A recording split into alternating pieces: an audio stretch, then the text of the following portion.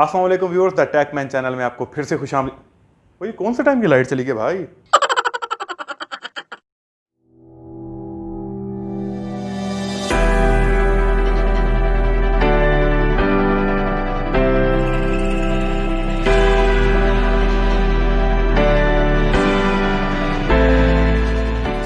अस्सलाम वालेकुम viewers, welcome back to the Techman channel. अच्छा जी, आज हम आपके लिए साउंड बार है सैमसंग की, उसकी अनबॉक्सिंग और रिव्यू शेयर करने जा रहे हैं। मोस्टली जो मेरा फोकस है वो आरसीओबी पे ही है इस चैनल पे, लेकिन जब भी मेरे हाथ कोई टेक्नोलॉजी की प्रोडक्ट या गैजेट चढ़ेगा तो उसकी भी रिव्यू अनबॉक्सिंग आपसे शेयर करेंगे, खास तौर पे उन प्रोडक्ट्स की जिनके बारे में यानी कि ज़्यादा रिव्यूज़ नहीं मिलते, क्योंकि मुझे एक साउंड बार बाय करनी थी, नहीं तो मैंने सोचा मैं आपसे थोड़े से इसके रिव्यूज़ शेयर करता हूँ, अनबॉक्सिंग भी।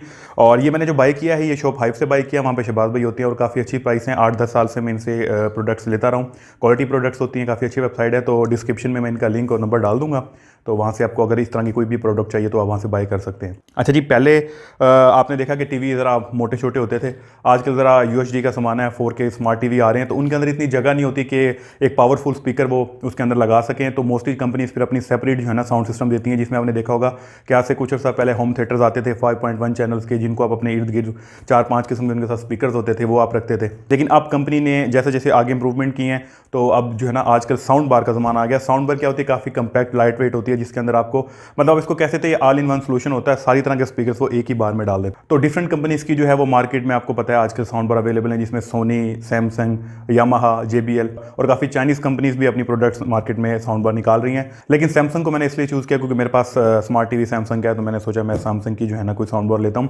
और सैमसंग की भी डिफरेंट किस्म की साउंड बार्स अवेलेबल है, 20,000 से लेके अप्रोक्सीमेटली 1 लाख से अबूव तक इनकी जो है ना वो अवेलेबल है। मैंने ये N50 से चूज़ किया, एक बजट सीरीज़ की साउंड बार है। इसकी मेन स्पेसिफिकेशंस की बात करें तो इसका जो मॉडल है वो N450 है, और इसके अलावा 2.1 चैनल है। इसके साथ एक वायरलेस सब वूफर भी इंक्लूडेड है 6.5 इंच का, क्योंकि जो इसका फीचर है वो बेस रिफ्लेक्स यूनिट है इसके साथ, वायरलेस सब वूफर, जिसको आप वायर के थ्रू नहीं वायरलेस कनेक्टिविटी के साथ है। इसके अंदर 40 वाट के 4 स्पीकर साउंड बार के अंदर और 160 वाट का इसका सब वूफर है। और इसके अलावा इसके अंदर डोल्बी डिजिटल और DTS साउंड है। और इस साउंड बार के अंदर एक खास फीचर और भी है जिसे हम सराउंड साउंड रेडी कहते हैं, जो कि मुझे काफ़ी पसंद आया है। मीन्स कि आप इसकी किट को एक्सटेंड कर सकते हैं, सैमसंग के वायरलेस स्पीकर मिलते हैं सेपरेटली, जो कि आप इसके साथ कनेक्ट कर सकते हैं, और सराउंड साउंड का जो इफेक्ट है वो भी आप इससे हासिल कर सकते हैं। और पहले हम इसको ज़रा अनबॉक्स कर लेते हैं कि इसके अंदर मेन यूनिट कौन कौन से हैं। अच्छा जी, अनबॉक्सिंग के बाद हमारे पास ये 3 मेन यूनिट निकलते हैं। अब हम इनको फर्दर अनरैप करते हैं और देखते हैं कि इसके अंदर क्या है। साउंड बार, अच्छा जी, काफ़ी ज़बरदस्त किस्म की साउंड बार है, इसकी प्रीमियम लुक है। और पहले हम इसको ज़रा एक साइड पे रखते हैं और बाकी चीज़ों को भी अनरैप कर लेते हैं और फिर देखते हैं। ये है जी इसका सब वूफर, और इनको फर्दर रैप करते हैं। तो यहाँ पे हमें एक मिलती है पावर कॉर्ड, ये इसकी यूज़र मैनुअल, ये एक और पावर कॉर्ड, आई थिंक एक बार के लिए है, साउंड बार के लिए, और एक सब वूफर के लिए। इसके अलावा यहाँ पे हमें एक और पैकेट मिलता है, जिसके अंदर हमें मिलेंगी ये HDMI टू HDMI केबल। ये है जी हमारे पास पावर अडाप्टर सैमसंग का।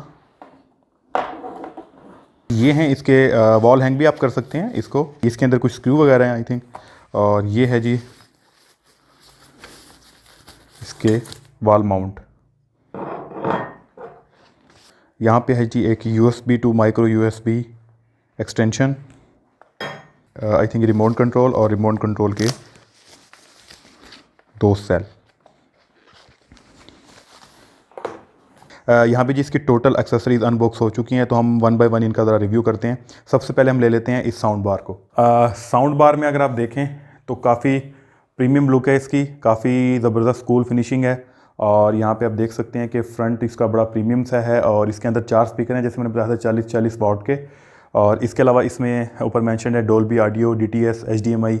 और अगर हम जाते हैं इसकी बैक पे, इसमें आप ऑक्स के ऑप्शन है, USB माइक्रो USB के थ्रू आप इसमें ऑडियो आउटपुट ले सकते हैं, डिजिटल ऑप्टिकल से ले सकते हैं, HDMI से। और इस सबसे बड़ी जो खूबी है जिसके लिए मैंने इसको बाय किया वो है वायरलेस, क्योंकि इसकी जो वायरलेस कनेक्टिविटी है वही मुझे चाहिए थी, क्योंकि मेरा जो टीवी है वैसी जगह पे है जहाँ पे उसके आवाज़ मेरे तक कम पहुँचती हैं और बाहर ज़्यादा जाती है, तो मुझे एक वायरलेस कनेक्टिविटी के साउंड बार चाहिए था। इसकी साइड पर देखा जाए तो इसमें 4 बटन दिए गए हैं, जिसमें एक पावर का, एक सोर्स का, और वॉल्यूम प्लस और माइनस करने के लिए।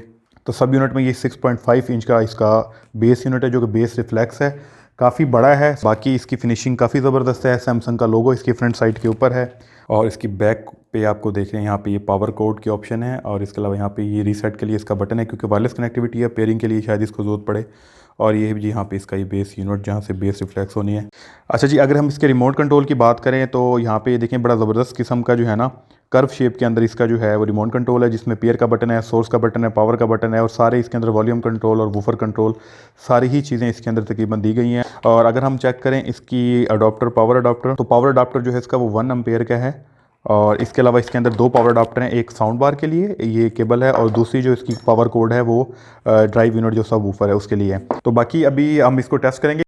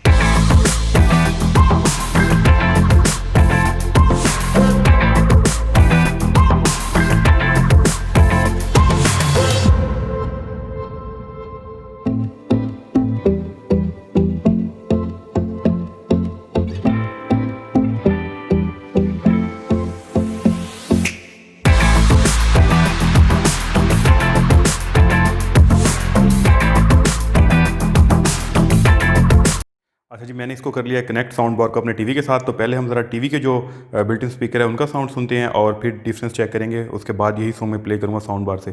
तो अभी जो है वो आउटपुट वो टीवी के स्पीकर से आएगी। चलिए जी, अब मैं इसको कनेक्ट करता हूँ साउंड बार के थ्रू, और वो पहले से मैंने पेयर की हुई है। बस आपने साउंड आउटपुट में जाकर टीवी स्पीकर की जगह N450 जो है इसको मैंने सेलेक्ट किया। तो अभी जो साउंड आएगा वो आएगा आपको साउंड बार के थ्रू।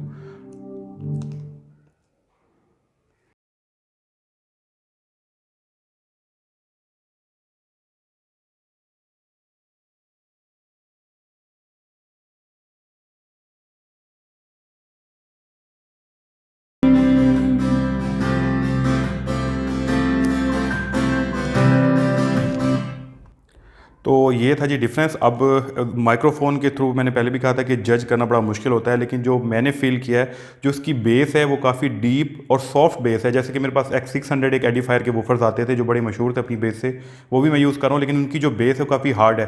तो ये जो इसकी बेस है काफ़ी सॉफ्ट किस्म की बेस है। तो अभी तक के लिए था रिव्यू। उम्मीद है आपको पसंद आया होगा, और कोशिश की थी मैंने आपको डिफरेंस दिखाने के लिए। तो नेक्स्ट इंशाल्लाह फिर किसी और RC या टेक्नोलॉजी प्रोडक्ट के साथ आपके साथ रिव्यू के साथ हाजिर होंगे। तो तब तक के लिए अल्लाह हाफिज़।